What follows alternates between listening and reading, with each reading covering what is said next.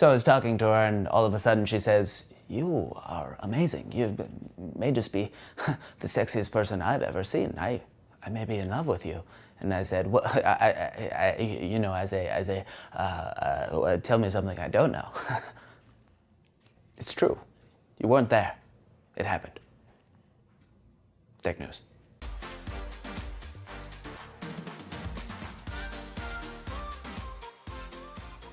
My name is Barrett, and welcome to this week's Tech Recap. Starting things off, Samsung is for the people. Today, Samsung announced that they are beginning mass production of what will be the industry's first 4-bit consumer SSDs. The new SSD tech is based on Samsung's 1TB 64-layer VNAND tech, which stores 3 bits per SSD cell. This 4-bit design will pack more data into the same physical space and will get that 4 terabytes. Baby. This new tech will actually come in 1TB and 2TB capacities, though, in addition to that. Samsung is saying the new SSDs will have read speeds of 540 megabytes per second and sequential write speeds of 520 megabytes per second. Of course, the most exciting thing about all this is that it will hopefully push the industry more towards terabyte SSDs, as these will be aimed at consumers, so they have to be cheap.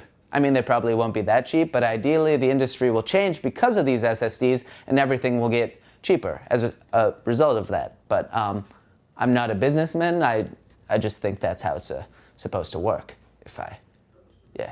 Speaking of industry shifting or shifting industries or whatever you want to call it, MSI and ASUS have dominated over half of the gaming laptop market for quite some time, but the tides are shifting indeed. The companies are facing threats from Gigabyte, Razer, Acer, Lenovo, and HP, as these companies are continually launching low-price options and are updating with new models on a pretty regular basis. This definitely helps with branding, as the aforementioned companies are appealing to the likes of you poor students out there, which is what it's all about in this industry, really. Q4 is expected to see even more of an exponential shift in the market, as brands like HP, Dell, Acer, and Lenovo have joined MSI and ASUS in sponsoring various esports and events. In China, industry watchers have indicated that Lenovo now has over 30% of the gaming laptop market, thanks to the type of things I was just talking about. Well, if you ask me, it's never good to have one or two companies dominate an industry, because they basically have full control over what you pay. So it's nice to see some other companies shake it up a bit, keep MSI and ASUS on their toes.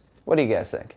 Android P has now started to roll out to Pixel phones today, and the new operating system gets a new name. It will be called Android Pie, succeeding Oreo. Very exciting. I like Pie. Android Pie will make its way to other qualifying devices by the end of the fall, supposedly, but Google still has to work with a number of partners to make sure Android P is available by the end of the year. So if your Android phone doesn't have Pie by the end of fall, hopefully you have it by 2019. Some new features include much better updates thanks to Project Treble, which is an initiative that helped move the OS away from hardware so it would be easier for non-Google phones to update. And actually, the Essential phone has become the first non-Google phone to get an Android update on day 1 of a new Android release. Considering the fact that a few weeks ago we were talking about the Essential phone disappearing from the industry, potentially, this has to be some good marketing for Andy Rubin's baby.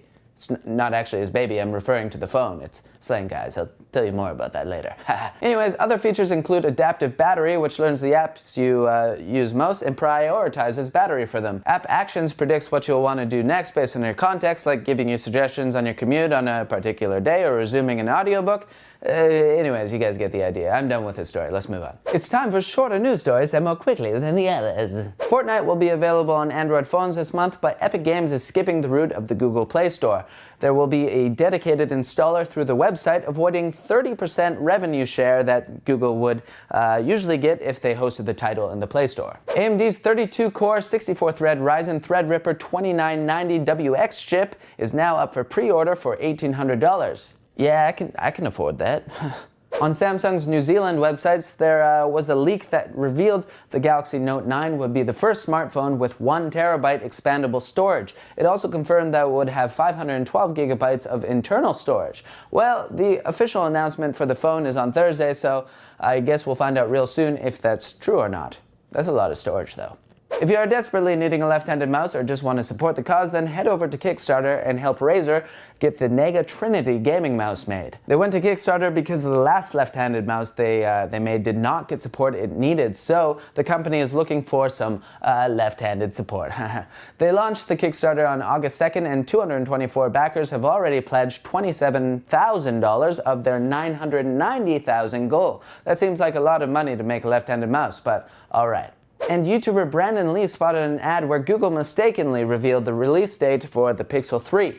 The ad indicates that the phone will launch on October 4th, which is consistent with previous Pixel phones, so I guess we'll see. That's it for this week's Tech Recap. As always, you can click over here to subscribe, click here for more videos, and follow us on social media right over here. And click this Mike's Computer Shop thing over here, or the link down below to shop computers and electronics.